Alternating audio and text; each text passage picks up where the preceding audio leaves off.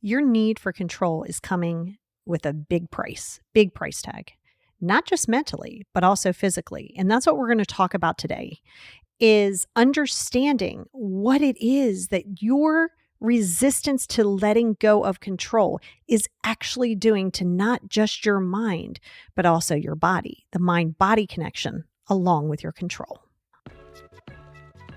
Check it out.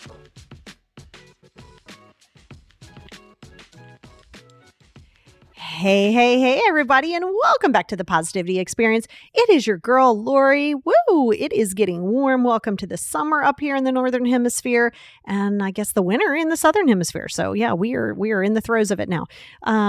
And this episode today is going to be something that I get a lot of questions on, but also that I work really hard with my clients on, and that I had my own struggles on within control. And I'll share some of that with you along our journey here. I talk a lot about it in the book that's upcoming, but I will touch on some of the things here because control itself, you think that you're in control, but what you think you are controlling controls you. And then over on Patreon, so I also have a Patreon that it's like a companion podcast with this podcast. And over there, I'm going to give you we're going to talk about a few actionable items here. We're going to talk about a bunch more actionable items there that are going to help you start to unbox this control. If that's something that you're interested in, you can click in the show notes, which is the description to this podcast. There's a link that says become a Patreon. You can hit that, or you can go to patreon.com/the positivity experience. But let's jump into today and right here, right now. So I want to talk to you a little bit about control in general. And I know that logically, from a logic perspective, you're fully aware of the damage that feeling the need to be in control is giving you, right? Like, I don't think you need me for that. But what you do need to understand is it isn't just emotional, it's also a physical toll. And a lot of it is going to go into abandonment, attachment. I would encourage you to go to last week's episode. And if you haven't listened to it already, and listen to it on detachment, it is going to be a lifesaver, game changer for you, quite literally, when you start to incorporate it and take your time, because it takes a minute. It takes more than a minute. It takes a lot of minutes in succession in order to actually get there. And so it does take time because we all don't like to feel out of control, right? You feel out of control. That means you're like, oh my gosh, I don't know what to expect. And you kind of don't know what to do with yourself. And you start spiraling because you let it go with your mind. But it isn't just mentally that is causing problems. It can cause so many things. But I want to just kind of unbox it with you and let you understand that the chronic stress, right? So everybody in general is going and needs anxiety. We all need it. Okay. I need you to understand this piece. You're not going to get rid of your anxiety. It's part of the genetic makeup as a human being. We need that, right? Because it can signify for us okay, we are actually in danger. We really need to take action here. All anxiety is not bad anxiety. You ever get really excited? You're like, oh my God, I'm so excited. Well, that's also another level of anxiety and excitement, right? But anxiety itself, number one, I want you to get very clear in this anxiety because the control is creating an anxious chronic stress relationship here. And then you're just kind of on that merry-go-round. You get on that loop and boy, you're going to stay on that loop. And that chronic stress, it carries its own consequences. At no point, that's got to go somewhere, right? That's got to go somewhere.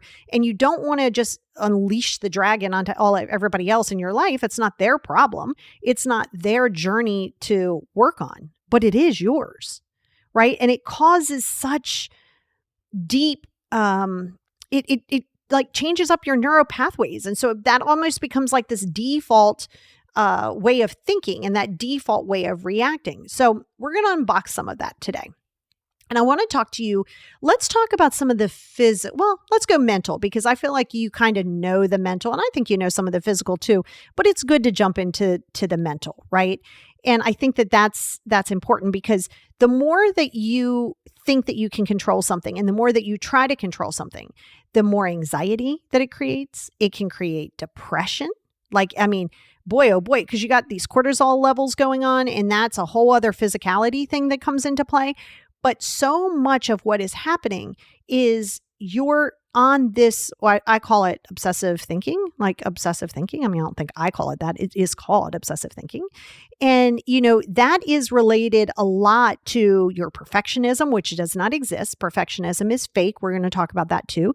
And obsessive compulsive disorder. This does not mean that you immediately listen to this podcast and go, well, I have OCD.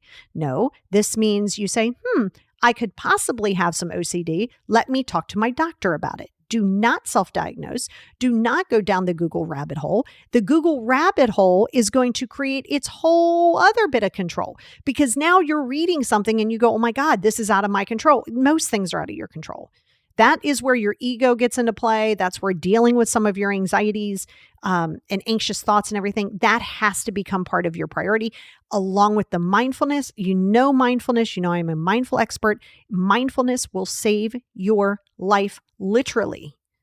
Okay? No, you can't just be mindful throughout your entire life and never take medication or whatever. No, but it's going to help you stay here at base. And we'll talk about that when we get there. But I want to talk to you about the perfectionism. It's not real.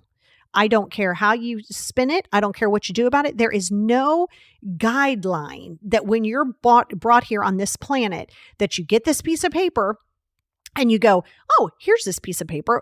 How am I supposed to live? What am I supposed to do? Oh, here we are. That makes me perfect. Doesn't exist. And a lot of that is you're trying to still get the validation. And you could have heard something as a child that's like, yeah, that A- was great. I mean, you got a 96. I mean, you should have studied a little bit harder. You could have got that 100. Or, oh, I saw you clean the house today. Oh, why'd you put the trash can back there? Like there's a reason where this perfectionism comes from. What you want to do, however, is break that cycle. Just because you load the dishwasher a certain way and somebody else doesn't load it that way and you're going back and you're redoing it and stop. Right? Because what you do is you create it to where people aren't even going to want to help you. Right? If you're always going behind me, now you could say, hey, I think that you can maximize it. Maybe I've never loaded a dishwasher before. Fine. Please give me some guidance. But if I load the dishwasher a little different than you do, I'm not wrong. And just because I could have fit more in, I didn't. It still worked. See, that's the control mechanism. Just because you want to vacuum in the marks on the carpet, right? Doesn't mean that everybody's going to vacuum in the carpet, but you can't say you want them to help you, but you want them to help you on your terms. We're not doing that. You're going to find a way that you're going to find out very quickly that people will abandon that ship. Because if you're asking me to do it and I have to do it your way, or it's not right, or you're going to complain about it, you can do it on your own. I'm not going to do it. And so the perfectionism itself can cause problems within yourself because then you're always trying to reach that higher achievement. I promise you, you don't get any extra bells and whistles when you're 86 years old because you got straight A's in college. I mean, you might make a little bit more money here and there. Maybe, maybe not. Maybe you didn't even go to college, but you went into a different trade and you're making more money than the person who went to college for engineering. You don't know. But then you start second guessing yourself and second guessing your parenting and second guessing the way you're living your life. And oh my God, all of these things. You can't control other human beings. Nor should you. So you're not going to be perfect in a marriage. You're not going to be perfect as a human being because it doesn't exist. So you're going to have to accept that piece of it. And what perfectionism tells you, if you find yourself sitting in perfectionism, what that tells you, okay, is it tells you that you are missing something that you haven't healed. If you utilize your triggers and utilize your stressors, utilize them for what they are showing you. Oh my God, they're amazing. You run from these triggers, but these triggers are there. They're holding your hand and a little bit of you is going, hey, excuse me, don't forget about me over here. Oh, okay, you forgot I existed? Hey, I'm going to drive you crazy right now until you address it. But what you keep trying to do is you keep trying to avoid it versus addressing it. You can't do that. All right, now, if in fact it's due to some obsessive compulsive behavior and tendencies, there's medication for that. There's ways to work through it. There's ways to understand it. There's ways to get therapized through this. But you're not just going to sit there and do it off rip because you want it to be different. It isn't going to work that way. And the more that you try to control it, the more that what you are sitting in trying to control is controlling you. It's literally controlling you. So you can say, everything has to align perfectly before I do said thing. Well, unless it's perfect, then you're missing out on said thing. And then you get caught up in the FOMO. Well, why is everybody else out doing stuff? Well, because they're willing to just do it good enough. It's okay to just do it good enough. It does not have to be perfect because I just explained to you, perfection does not exist. And if somebody walks in this house right now and sees, I was just thinking to myself, I was like, I have flip-flops, like 1, 2, I'm looking right now, 1, 2, 3, 4 pairs of flip-flops over there. My daughter's got 2 pairs of shoes over there. Yeah, they'll get put away eventually. But if you walked in the house and was like, oh my God, how many people live here? I'd be like 3. You'd be like, oh, that's a lot of flip-flops. I'd be like, right? Do you need a pair? Like, I don't care what you think about it. See, the problem is you care too much about another person's perspective of how you're supposed to be living your life. That is going to be debilitating. And then you can't control, and that's another thing that gets you stressed emotionally, is you can't control what other people think of you. I don't care what you do. I don't care how many fires you put out, how much amazing things you do, how many amazing things you do. There will always be somebody who is going to have some naysay about you, something you're not doing right, something you're not doing good enough. That's their journey to walk, not yours. Not yours. And the sooner that you can grasp that and work through the fact that it's okay to disappoint people, it's okay to do things differently, and flip that back to you, it's okay for other people to live a life that you don't live. Okay? I'm going to repeat this twice, what I'm getting ready to say. And it's important that you save this, store this somewhere. I even put a meme up on Instagram and in TikTok about this, and Facebook. Is just because you do it that way doesn't mean others have to. All right, I'm going to repeat that. Just because you do it that way or a certain way does not mean that the other person has to. Now, the caveat to that is you don't have to deal with it. If it's something that does not align with you, then you distance from it. You don't take the square peg and try to jam it in the circle because you want the square to go in the circle because you like the color of that square. Like that's something that you have to understand. It's no one's responsibility to make you whole. It's no one's responsibility for your emotions. It is no one's responsibility. It's not your responsibility. And then it can cause emotional distress, disappointment, disheartenment when you are projecting all of this control on, I want them to live a better life. I want them to not, of course, that's great. We would want better for our kids and our family that we had for ourselves. But you can't come in on your horse with your sword drawn, ready to save the day, because you're not teaching. It's not your job to teach them the resilience. It's up to them to learn the resilience on their own. Yeah, it can be, I have kids. I get it. It can be heartbreaking to look and go, oh God, oh, you're running into a brick wall. Oh my God, smack, you ran into the brick wall. Figured you would. But you don't go, I told you so. Oh my God, if you'd have just listened to me, just don't do that. They got to fall. They got to have heartbreak. They got to make their own failures. That's the only way that they're going to find their own direction. If not, it's going to create a lot of issues for you, a lot of tension within the relationships. This is where you have to understand the detriment that is doing to you. You are creating an environment. You are creating. You heard me say that. You are creating the environment of that. I understand it could have been created for you in a different environment, but you're here as an adult today. And it's causing so many problems. Now let's go over to the physicality of it. Oh my goodness. I think we all have experienced some levels of what that control, which again goes into the anxiety because you feel out of control. This is why when you ruminate on stuff, it doesn't serve a purpose unless you're going to take it and go, oh, I still need to work on that area.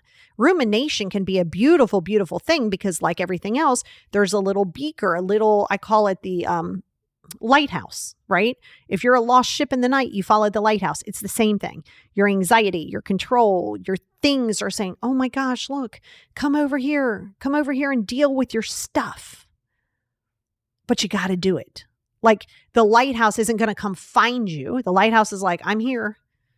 Come and find me. It's the same thing that's happening to your anxiety. So from a physical perspective, like the chronic stress, because chronic stress will come from a lot of reasons, but mostly because of your level of control, your desire to have somebody show up for you, your desire to make people accept you or love you, or yes, that's going to come with a hell of a lot of stress, And guess what that can cause? Physical issues. It can cause issues in your gastrointestinal. I mean, this is proven. This is scientifically proven, psychologically proven. This isn't something that we just read. It's something that happens with your body. Your mind, body, and your spirit, but your mind and body are connected. You keep looking at anxiety and control as this outside entity. It is part of who you are, but it doesn't have to define you unless you allow it to define you. This is the imperative part. So it causes things like gastrointestinal problems. Think about, like, do you ever find yourself getting stressed? And either, in my case, would go down the binge eating rabbit hole, or some people would just not eat, or you'd have a stomach ache, you get these stomach pains because your adrenals and the adrenaline that's coursing through your system, it's going to cause a lot of issues.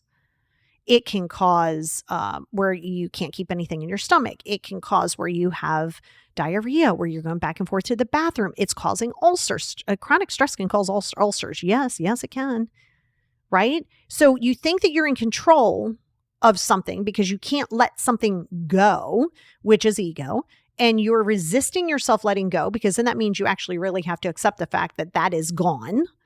Right? Because holding on to it, even if it's problematic, you're holding on to it and there's still this weird level of connectivity. But what it's doing for you on the back end is definitely harming you. Now, we already know psychologically it's harming you. It's creating anxiety. It's creating depression. But what about the physical side of it? Do you know it can also cause cardiovascular problems? That's right. Your chronic stress, due to the fact that you have this control, is doing exactly what you're fearing it in your life to do. You're like, I hope I don't have heart problems. Well, you are contributing to that when you are not letting that go, because it physically, your control, your adrenals, I keep saying adrenals, your adrenals, all of these things, that is causing so many physical symptoms, as well as it diminishes your immune system. Right? This is why things like getting enough sleep, eating a nutritious enough diet. I mean, I'm not one into cutting things out. If I want a diet soda, I'm going to get a diet soda. If I want a soda, I'm going to have a soda. If I want a slice of pie, I'm going to have a slice of pie. I just don't do it in excess.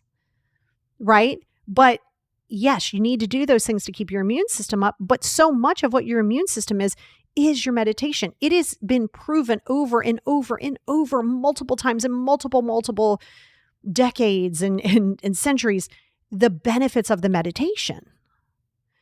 It benefits you because it's not asking you to just check out and not think about anything.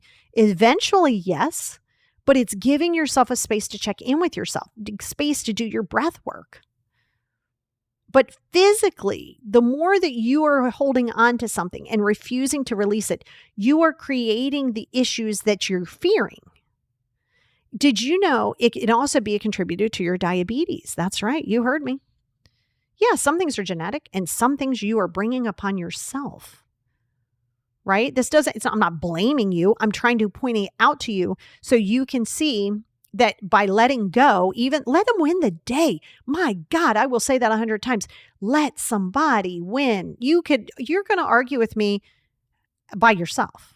I'm not going to contribute into an argument. If you think some kind of way about me, you can have that thought. If you want to spread lies, spread them, because people who know me or people who want to know me, guess what? They're going to take the time to get to know me. I'm not going to try to convince you. I'm not going to try to change somebody because I don't need that stress. Okay, so I'm going to jump into some personal stuff here. I think I did write about it, but I think I talked to you guys about it too, where when I was like 19, I kept having these heart palpitations. You know, I have chronic heart palpitations due to the stress, of course. And they did this thing. I'm 52 now. They did it when I was 19. Kim drove me and she was waiting at the hospital. It was only supposed to be 2 hours. It ended up being like 4 hours. She was like, oh my God, are you okay? They were doing all these tests on me. They ended up doing a heart cath, like in my thigh, and they went up. I had to be awake for it, and they controlled my heartbeat. They would take it up. They would take it down. They were trying to see what was going on. They had me on high blood pressure medication, but it really wasn't for high blood pressure. You know, you just have to, sometimes you're the guinea pig. You're going to have to adapt to that. Sometimes you're the guinea pig until you can figure out what's going on with you. So after all was said and done, they're like, this is due to stress. I was like, well, damn, I could have told you that. I was a little concerned about it. right? And that was in my unhealed state. So of course we didn't have Google at the time, but you go worst case scenario and all of these things go into your head. Meanwhile, I'm creating that own trauma. And I know it drives you crazy because it did me too. When a doctor would say, all right, well, we just have to minimize your stress. And you're like, oh, genius. Thank you. Well, how do you propose I do that, right? And so it's going to be taking a look at your surroundings. What are you consuming online? What are you consuming? Who are you surrounding yourself with? Are they enhancing and contributing to your growth? Are they benefiting you? Are they providing you with education, inspiration, or entertainment? If they are not, and if it is not, and listen, I don't mean something on the higher level like government and the world, but here's the reality. There's a lot of those things you can't control.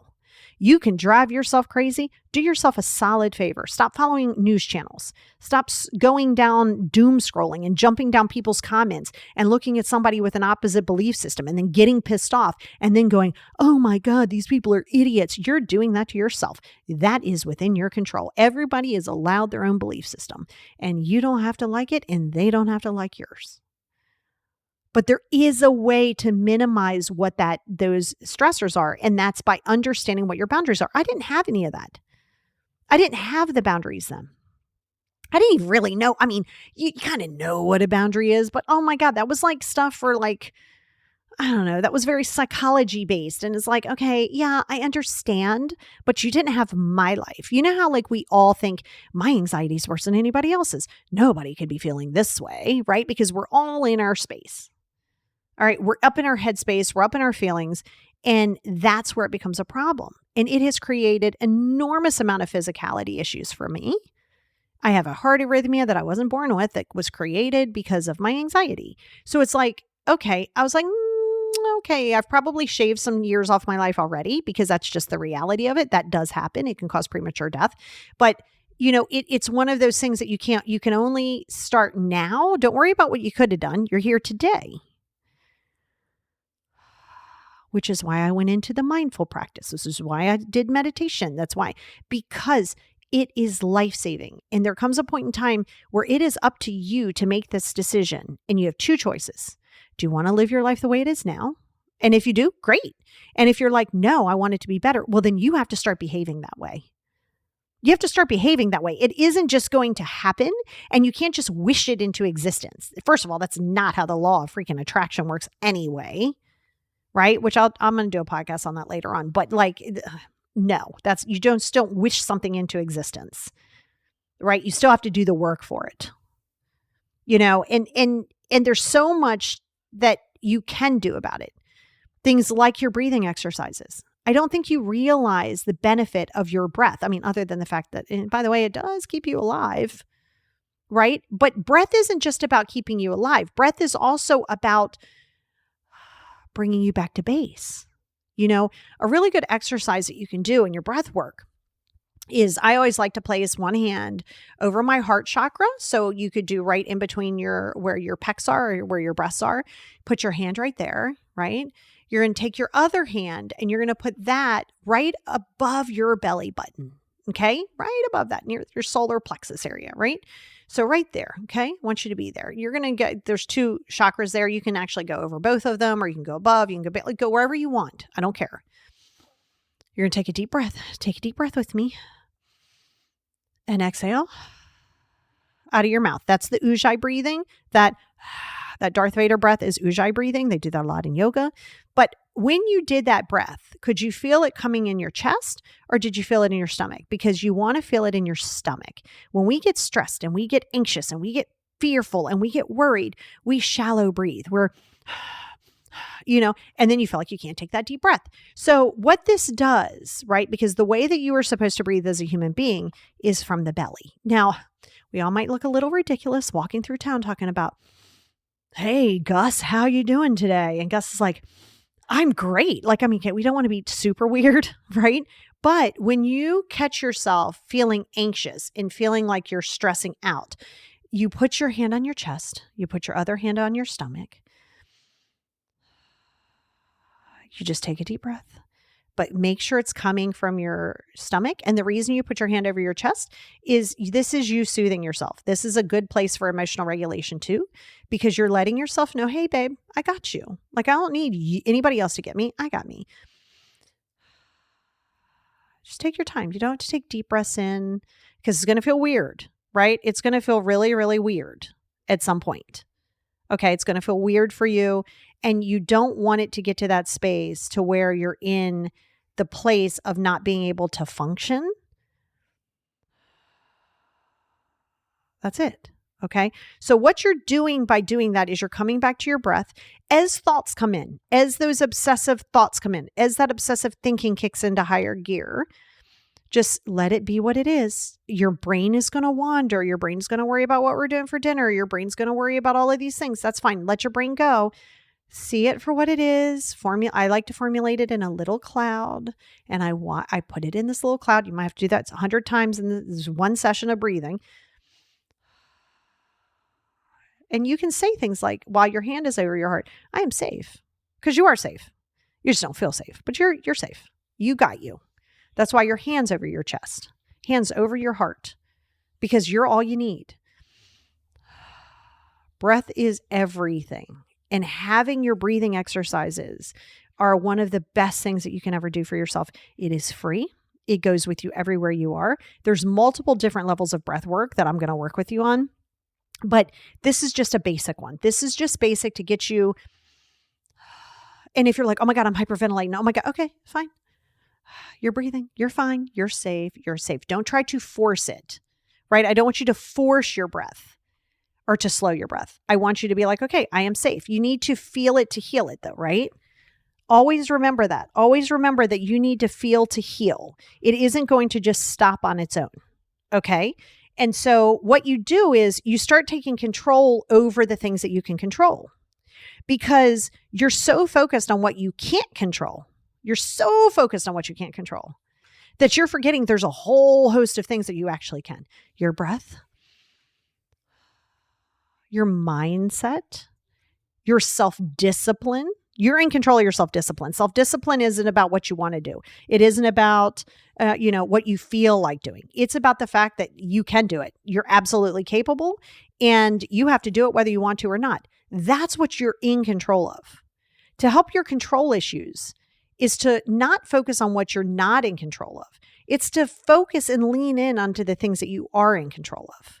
Mindset, showing up, doing your 5 journals, going for a walk, getting grounded, doing your meditations, doing the things that enhance you, evaluating your life on a constant basis and saying what serves me, what doesn't serve me, distancing from what no longer serves you.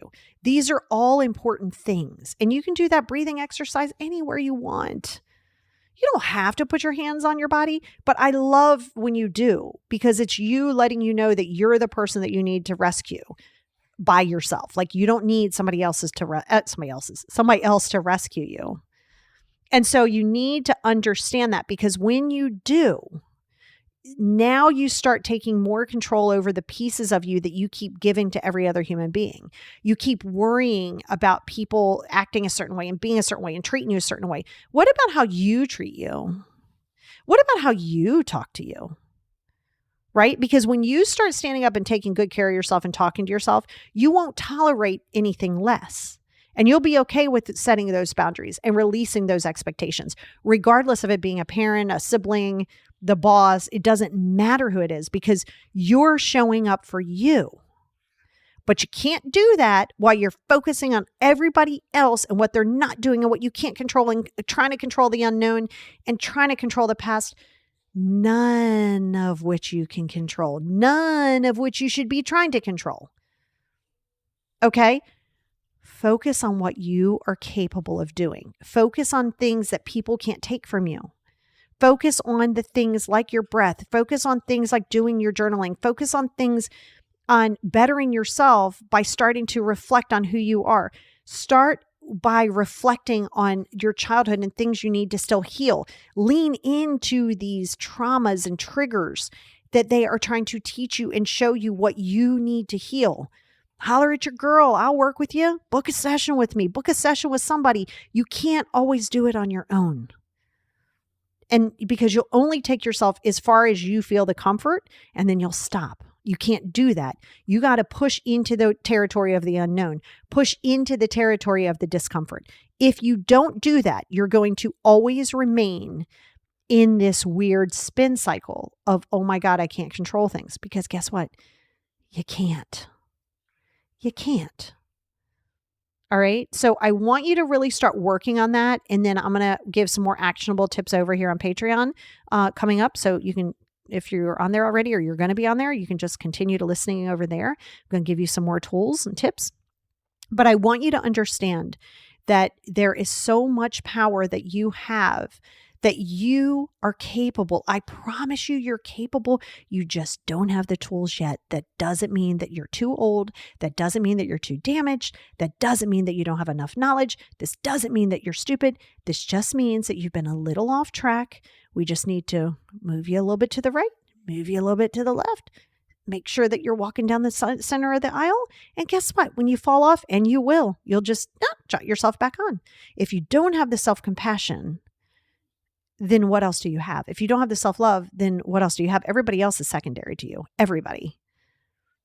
So I want you to ask yourself right now, what am I refusing to release in the control area? Write it down in your negative journal. Don't play around with this in your head. This is not something to do in your head. Listen to this podcast as often as you need it. Share it with anybody else who you think needs that as well. But I promise you, you are ready and you are capable, and you need to start focusing on the same paper in that, like when you're doing it, this journaling, you can do it in your positive journal even, on what are you in control of? Because you're in control of far more than you think you are. Check it out.